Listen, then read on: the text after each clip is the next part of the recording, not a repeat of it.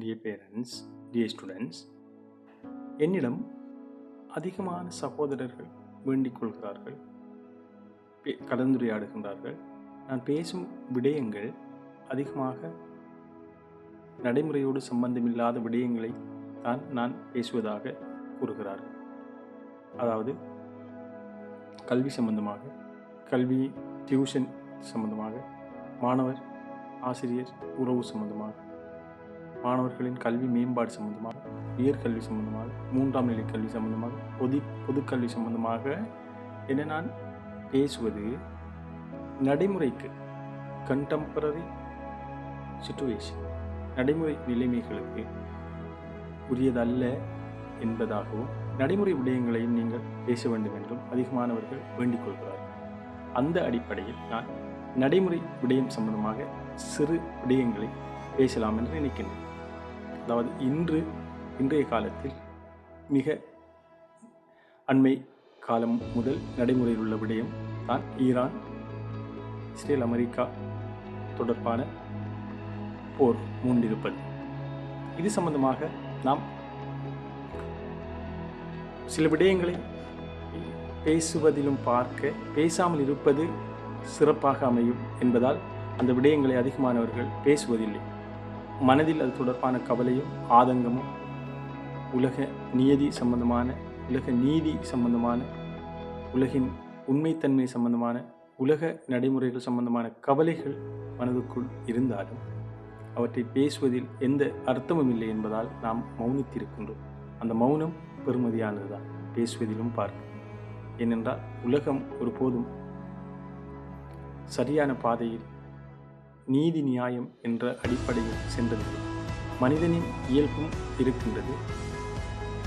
பலமானவன் தான் நீதியாளன், பலமானவன் செய்வதுதான் சரி. அதாவது பலம் பொருந்தியவன், பவர் உள்ள மனிதன், பவர் தான், அதிகாரம்தான் உலகத்தில் சரியானது, அதிகாரம் செய்வதுதான் சரியான செயல் என்று கருதுகின்ற காலம் இது பொதுவாக மனிதர்களிடம் காணப்படும் ஒரு வகையான நிலைமை.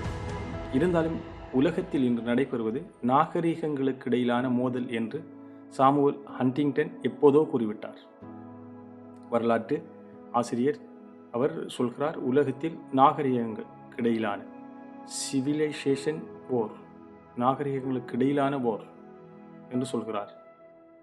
அந்த நாகரீகங்களுக்கு இடையிலான போர் நடைபெற்று கொண்டிருக்கின்ற ஒரு அடிப்படையின் ஒரு வெளிப்பாடுதான் இப்போது நடைபெறுவதும் கூட.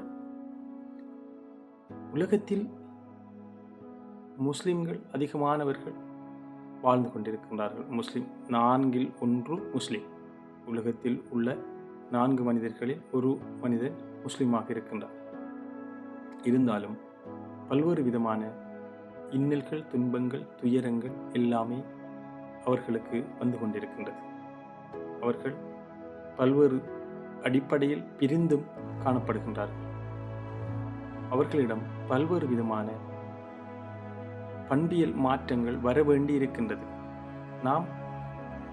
நமக்கு நடைபெறும் துன்ப துயரங்களுக்காக அடுத்தவர்கள் மீது குற்றம் சுமத்துவதிலும் பார்க்க, நம்மீதான குறைபாடுகளை முதலில் கண்டறியவர். நம்மீது, நமது சமூக செயற்பாடுகள் மீது அதிகமான குறைபாடுகள் காணப்படுகிறது. முதலாவது அறிவு என்ற விடயத்தில் நாம் பின்னே இருக்கின்றோம். முன்னர் காலாட்படைகளில் போர் நடைபெறும். காலாட்படை வீரமானவர்கள் வென்று விடுவார்கள், பலம் பொருந்தியவர்கள் வென்று விடுவார்கள் மனித ரீதி. இப்போது நடைபெறும் போர் வந்து யார்? உலக விமான ரீதியான போர் தான் நடைபெற்றுக் கொண்டிருக்கும். அந்த போர் அறிவு ரீதியாகவே நடைபெற்றுக் கொண்டிருக்கிறது. இந்த அறிவு ரீதியான போரை செய்வதற்குரிய தயார்படுத்தல் இவர்களிடம் இல்லை. அது ஒரு நீண்ட கால திட்டமிடலின் அடிப்படையில் செய்ய வேண்டிய ஒரு செயற்பாடு, நடவடிக்கை அது இல்லை. அத்தோடு ஒரு நாகரீகமாக வளர்ச்சி அடைந்த சமூகமாக ஒரு கட்டுக்கோப்பான நிலையில் இல்லை. அமெரிக்காவை, இஸ்ரேலை பொறுத்த மட்டும் அவர்களுக்கு உதவி செய்வதற்கு ஐபெக் என்ற அமைப்பு காணப்படுகின்றது. இஸ்ரேலுக்கு முழு மூச்சாக உதவி செய்யக்கூடிய ஒரு அமைப்பு அது. அந்த அமைப்புகளின் ஊடாக பல்வேறு விதமான உதவிகளை உலக அரசாங்கங்கள், உலக அரசுகள் இஸ்ரேலுக்கென்று நிதி திரட்டி பல்வேறு செயற்பாடுகளையும் செய்கின்றது. அதே நேரம் இஸ்ரேல் என்ற இந்த நாடு தங்களின் இருப்புக்கு யார் எதிராக இருந்தாலும் அதற்கு எதிராக செயற்படக்கூடிய மனநிலையை கொண்டவர்கள். அவர்கள் அறிவு ரீதியாக மிகவும் முன்னே இருப்பவர்கள். மொத்தமாக 90 லட்சம் பேரே அங்கே இருக்கின்றார்கள். 1 கோடி கூட தேறவில்லை. ஆனால் ஈரானில் 9 கோடி 90,000 9 கோடி எத்தனை வீதம்? அப்படி இருந்தாலும் அவர்களை இவர்கள் போட்டி போட்டு வெற்றி கொள்வதற்குரிய திறன் இவர்களிடம் இருக்கின்றது. உலகின் அமெரிக்காவை வளைத்து போட்டு அமெரிக்காவின் உதவியை பெறக்கூடிய திறன் அவர்களிடம் இல்லை. இஸ்ரேல் போன்ற நாட்டிடம் அந்த திறன் இருக்கின்றது. அதனால்தான் அவர்கள் தனியாக எதற்கும் செல்லாது அமெரிக்காவையும் சேர்த்து கொண்டு செல்கிறார்கள். அமெரிக்காவும் சேர்ந்து கொண்டு செல்கின்றது. அமெரிக்க அரசுகள் 1947க்கு பிந்திய எல்லா அரசாங்க தலைவர்களும் இஸ்ரேலுக்கு மண்டியிட்டே ஆட்சி செய்திருக்கின்றார்கள் என்பது எதை சொல்கின்றது? அவர்களின் பதவி அமர்வுக்கு பக்கபலமாக இருந்தவர்கள் யார் என்பதை மறைமுகமாக சொல்கின்றது. அவர்கள் அடுத்தவர்களிலும் பார்க்க அவர்களுக்கு அமெரிக்க அரசாங்கங்களுக்கு இஸ்ரேல் அரசு தேவை, இஸ்ரேல் சார் மக்கள் தேவை. அதனால்தான் அதை அவர்கள் செய்து கொண்டிருக்கின்றார்கள்.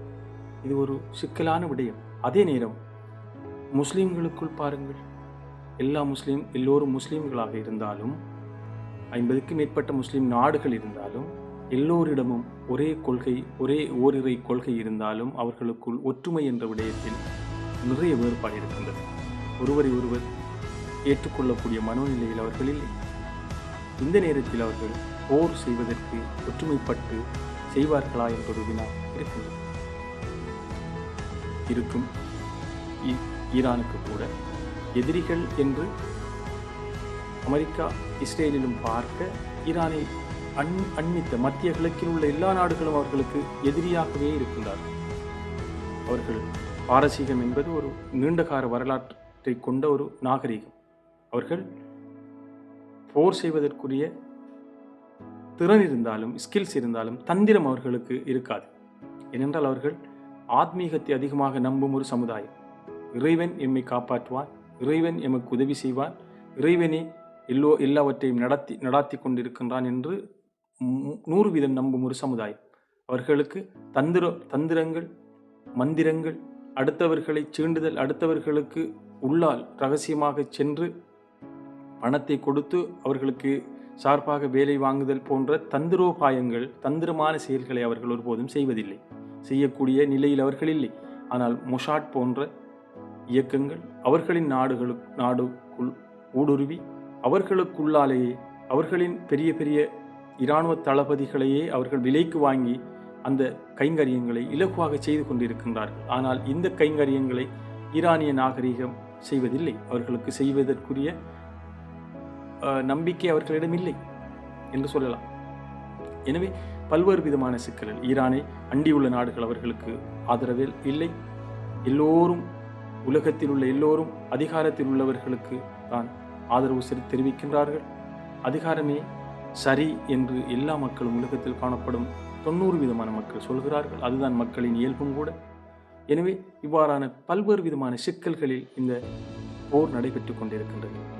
யார் யாருக்கு சப்போர்ட் பண்ணுவது, யார் யாரை ஆதரிப்பது என்பதிலும் பார்க்க போரை நாம் எல்லோரும் வெறுக்கின்றோம். ஏனென்றால் அதனால் இறந்து போவது எல்லோருடைய இரத்தமும் சிவப்பு நிறமானது. எல்லோரும் மனிதர்கள். அவர்கள் எந்த இனம், எந்த ஜாதி என்பது இங்கு விடயம் அல்ல. அவர்கள் மனிதர்கள் இறந்து செல்கிறார்கள். மனிதர்கள் இறப்பதை நாம் யாரும் விரும்ப மாட்டோம்.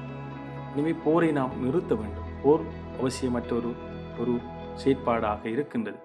இருந்தாலும் சில தனிநபர்களின், சில அரசியல் காய் நகர்த்தல்களின் தேவைக்காக இந்த போர் நடைபெற்று கொண்டிருக்கின்றது.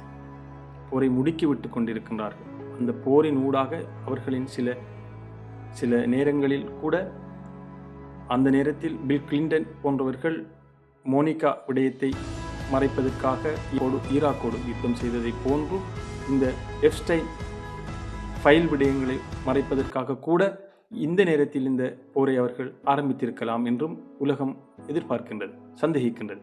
இவ்வாறு பல்வேறு விடயங்கள் இதற்குள் பொதிந்திருக்கின்றன.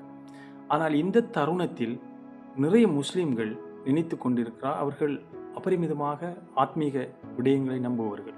பௌதிக விதிகளிலும் பார்க்க ஆத்மீக விடயங்களை அவர்களின் இறைவனை நம்பி அதன் ஊடாக செயற்படுபவர்கள். அவர்கள் நம்பிக்கொண்டிருக்கின்றார்கள் ஈரான் வென்றுவிடும், ஈரான் தான் பலம் வாய்ந்தது என்று அவர்கள் அபரிமிதமாக நம்பிக்கொண்டிருக்கின்றார்கள். ஆனால் ஈரானுக்கு எதிர்ப்பு என்றல்ல, பொதுவாக ஈரான் என்பது ஒரு நாடு, 9 கோடி மக்கள் வாழும் ஒரு நாடு, ஒரு தேசம். ஆனால் இஸ்ரேல் அமெரிக்க கூட்டு, ஐரோப்பிய கூட்டு என்பது அது பல உலகத்தில் உள்ள பல நாடுகளின் சக்தி. அங்கு பௌதிக விதியை நாம் பார்க்க வேண்டும். பௌதிக விதி செயற்படும், அதை யாரும் தடுக்க முடியாது. இறைவன் நேரடியாக வெளியிலே வந்து முஸ்லிம்களுக்கோ அல்லது இறைவனை நம்பியவர்களுக்கோ உதவி செய்துவிட்டால் அடுத்தவர்கள் எல்லோரும் இறைவனை நம்பி விடுவார்கள், அந்த கடமையை நம்பி விடுவார்கள். இதுதான் உண்மை என்று. எனவே இறைவன் வந்து நேரடியாக யாருக்கும் எந்த நேரத்தில் உதவி செய்வதில்லை. பௌதிக விதி செயற்படும். பௌதிக பலமான ஆயுதங்கள் அவர்களிடமிருந்தால் அதைவிட பலமான ஆயுதங்கள் தான் ஆயுதங்களை வீழ்த்தும். இதுதான் பௌதிக விதி. இதை நம்ப வேண்டும். ஆனால் இதை நம்புவதிலும் பார்க்க அதிகமான முஸ்லிம்கள் அபரிமிதமாக நம்பிக்கொண்டிருக்கிறார்கள். ஏதாவது ஒரு சக்தி முஸ்லிம்களுக்கு வேலை செய்து அந்த சக்தியினூடாக நாம் போரை வென்று விடுவோம், போரை வென்று விடுவார்கள் என்று நினைத்துக் கொண்டிருக்கின்றார்கள். இது மடமை. அவர்களுக்குள் பல்வேறு விதமான உலகத்தின் முஸ்லிம்களின் மத்திய மையமான மக்கா, மதினா போன்ற பிரதேசங்களை உடைய சவுதி அரேபியா கூட ஈரான் போன்ற முஸ்லிம் நாடுகளுக்கு எந்த விதத்திலும் ஆதரவில்லை. அவர்கள் மறைமுகமாக அமெரிக்காவிற்கு ஆதரவு செய்து கொண்டிருக்கிறார். மறைமுகமாக அல்ல, நேரடியாக கூட அவர்கள் ஆதரவு அளிக்கின்றார்கள். இவ்வாறு தான் இணைய நாடுகளும் அதை வளைத்து, அதை அண்டி இருக்கின்ற எல்லா நாடுகளும் அது அது அவர்களின் இருப்பை தக்க வைத்துக் கொள்கின்றார்கள். அவர்கள் நாடுகளில் உள்ள பாதுகாப்பை கூட அமெரிக்காவிற்கு கொடுத்திருக்கின்றார்கள். ஏனென்றால் அவர்களிடம் உண்மையில் பாரசீகம் என்பது ஒரு அறிவு ரீதியான ஒரு நாகரிகம் நிறைந்த ஒரு சமுதாயம். அவர்கள் அறிவால் முன்னேறி கொண்டிருக்கின்றார்கள். அந்த அறிவு முன்னேற்றத்தை உடனடியாக இந்த நேரத்தில் தடுக்க வேண்டும் என்பது உண்மையில் பாருங்கள். ஈரானிடம் அணு ஆயுதம் இருப்பதாகவும் அந்த அணு ஆயுதத்தை அவர்கள் உடனடியாக நிறுத்த வேண்டும், அணு ஆயுதம் உற்பத்தி செய்யக்கூடாது என்பதை சொல்லிக்கொண்டு போராடுகின்ற இஸ்ரேல், அமெரிக்கா போன்றவர்கள் 100 வீதம் அணு ஆயுதத்தை வைத்துக் கொண்டிருக்கின்றார்கள். இது என்ன நியாயம்? இதில் என்ன நீதி? இதில் என்ன சமநிலைத்தன்மை? உலகம் இதை அறியக்கூடாதா? என்ன நடக்கின்றது? நான் வைத்திருக்க வேண்டும், நீங்கள் வைத்திருக்கக்கூடாது, யாரும் வைத்திருக்கக்கூடாது என்று சொல்கின்றார்கள். வலிந்து ஒரு மதத் தலைவரை அவரின் பிள்ளைகள் அவரின் குடும்பத்தோடு கொலை செய்வதை உலகம் அமைதியாக பார்த்து கொண்டிருப்பதுதான் இந்த உலகத்தில் என்று காணப்படும் மிக மிக புதுமை என்று சொல்லலாம்.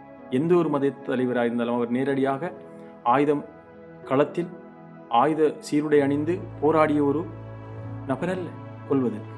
மத தலைவரை கொன்றிருக்கின்றார்கள். இதுதான் இன்று உலகம் அறிந்து கொள்ளக்கூடிய, உலகம் என்ன செய்து கொண்டிருப்பது என்பதற்கு இதுவே சிறந்த உதாரணம். உலகில் எல்லோரும் சேர்ந்து கொள்வதற்குரிய நிலைமையில் முஸ்லிம்கள் இல்லை.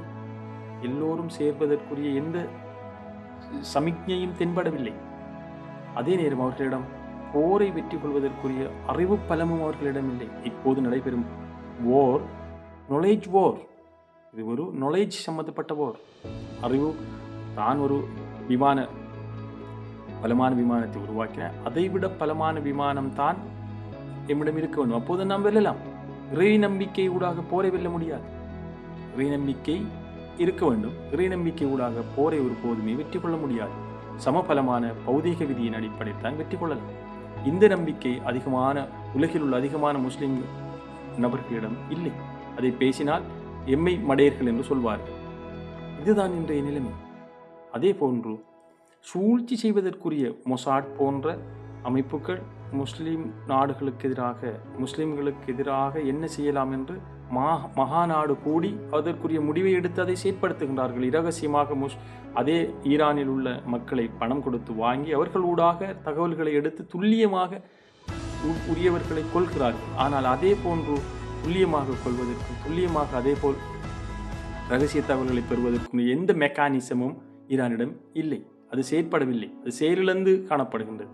எனவே இவ்வாறான விடயங்களை நாம் நோக்குகின்ற போது உலகில் இதுவும் ஒரு வகையான நாகரிகம், பாரசீக நாகரிகம் தோல்வியடையக்கூடிய ஒரு தருணம்தான். இதுவும் ஒரு பௌதிக விதியின் அடிப்படையில் எதிர்காலத்தில் அவர்கள் சுக்குநூறாக்கப்படுவதற்குரிய வாய்ப்புகள் அதிகமாக இருக்கின்றது. ஏனென்றால் இந்த பௌதிக நிலைமைகளை நாம் பார்க்கின்ற போது, எனவே அதற்கு நேரடியாக அவர்கள் நேசிக்கின்ற இறைவன் களத்திற்கு வந்து உதவி செய்ய வேண்டும் என்று எதிர்பார்ப்பதும் தப்பு. இறைவன் எல்லா மனிதர்களுக்கும் அறிவை கொடுத்திருக்கின்றான். அந்த அறிவை பயன்படுத்தி தான் எதையும் சாதிக்க வேண்டும். அந்த அறிவை பயன்படுத்தாமல் நாம் எத்தனை கோடி பேர்களாக இருந்தாலும் எம்மிடம் அறிவு இல்லை என்றால் நாம் எதையும் வெற்றி கொள்ள முடியாது. அறிவு வென்றுவிடும், நம்மை மிகைத்த அறிவு வென்றுவிடும். அதுதான் நடைபெற்றுக் கொண்டிருக்கின்றது. எனவே இது சம்பந்தமாக நாம் மௌனமாக இருப்போம். எமது மௌனம் யாருக்கு நாம் சார்பானவர்கள் என்பது விடயமல்ல. எமது மௌனம் நீண்ட காலத்தில் எமக்கு ஒரு நல்ல விடயத்தை சொல்லும். உலகத்தில் இன்னும் அந்த உலக மாற்றங்கள் வருவதற்குரிய காலம் இன்னும் மலரவில்லை. அதற்கு இன்னும் நீண்ட காலம் நாம் அமைதி காத்திருக்க வேண்டும். உலகத்தில் மாற்றங்கள் வரும்.